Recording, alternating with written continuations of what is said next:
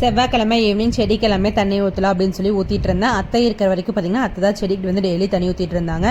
அத்தை ஊருக்கு போனால் சரி நாம தான் ஊற்றணும் அப்படின்னு சொல்லி செடிக்கிழமை தண்ணி ஊற்றிட்டு செடி எல்லாமே தலைஞ்சிருக்கா அப்படின்னு சொல்லி பார்த்துட்டு இருந்தேன். அப்படியே ஃப்ரிட்ஜிலேருந்து பால் பூவெல்லாம் எடுத்து வைக்கலாம்னு சொல்லி எடுத்துகிட்டு இருந்தேன். ஃபஸ்ட்டு வாங்கி வச்சிருந்த பூ வந்து வேஸ்ட் ஆயிடுச்சு.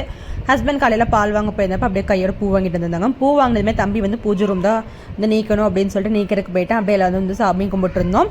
பாப்பாவும் தம்பியும் கூட சேர்ந்து சாமி கும்பிட்றேன் அப்படின்னு சொல்லி அவங்களும் வந்து சாமி கும்பிட்டு இருந்தாங்க.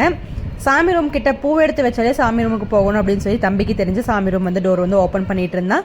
நல்லா திருப்தியாக சாமி எல்லாமே கும்பிட்டதுக்கப்புறம் பார்த்தீங்கன்னா அக்கா வந்து கோயம்புத்தூர்லேருந்து பாப்பாக்காக ஐஸ்கிரீம் வந்து ஆர்டர் பண்ணி விட்டுருந்தா. அக்கா பாப்பா ஐஸ்கிரீம் சாப்பிட்டு இவ வந்து பார்த்தீங்கன்னா பொக்குன்னு போயிட்டா அப்படின்னு சொல்லிட்டு அக்கா வந்து உடனே வந்து ஐஸ்கிரீம் வந்து ஆர்டர் பண்ணி விட்டுட்டா. கொஞ்சம் மெல்ட் ஆயிடுச்சு, நம்ம ஃப்ரிட்ஜில் வச்சு சாப்பிடலாம் அப்படின்னு சொல்லி சாப்பிட்டு இருந்தோம். ஒரு மாசமா நான் கேட்டுட்டு இருந்தேன். ஹஸ்பண்ட் வந்து பார்த்தீங்கன்னா இப்போ தான் வாங்கிட்டு வந்து கொடுத்தாங்க. பூ வந்து வேணும் வேணும்னு கேட்டுகிட்டே இருந்தேன். நல்லா இல்லை அப்படின்னு சொல்லிட்டாங்க. சரின்னு சொல்லி நீங்கள் வாங்கிட்டு வந்திருந்தாங்க. சரின்னு சொல்லிட்டு ஹாப்பியாக வச்சுட்டு இருந்தேன். Thank you for